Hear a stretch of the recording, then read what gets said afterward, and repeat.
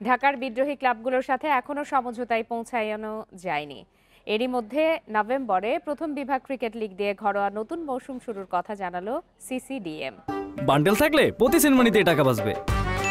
বিকাশ send money bundle কিনে জিতুন প্রতি লেনদেনে। প্রায় 50% বাড়ছে অংশগ্রহণ ফি, বাড়ছে প্রাইজ মানিও, বাড়ানো হবে অন্যান্য সুযোগ সুবিধা। দেশের ক্রিকেটে ঢাকার ক্লাবগুলোর একচেটিয়া আধিপত্য কমাতেও ভাবনা রয়েছে ক্রিকেট বোর্ডের। সিসিডিএম এর সাথে বৈঠকে প্রথম বিভাগের সব ক্লাব অংশ নেয়ার প্রতিশ্রুতি দিয়েছে, তবে সূচি এখনো চূড়ান্ত হয়নি। প্রথম বিভাগ শুরুর পর পর্যায়ক্রমে দ্বিতীয় ও তৃতীয় বিভাগ লিগ চালু হবে। প্রথম বিভাগে খেলতে না পারলে ক্রিকেটাররা যেন দ্বিতীয় বা তৃতীয় বিভাগে খেলতে পারে, সেই ভাবনা থেকেই আগে প্রথম বিভাগ শুরুর পরিকল্পনা।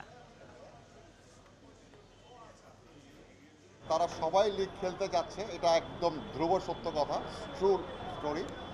তারা একটু টাইমিংটা নিয়ে, কেউ বলছে যে 7 মাস পরে আবার লিগ খেলবো, কারণ এটা ক্লাবের তো ফাইন্যান্সিয়াল অনেক কিছু ইনভলভমেন্ট আছে। বাট আমরা অফিসিয়ালি বোর্ড থেকে ডিসিশন আমরা নিয়ে সিসিডিএমের ডিসিশন ফাইনাল যে আমরা নভেম্বর থেকে শুরু করব।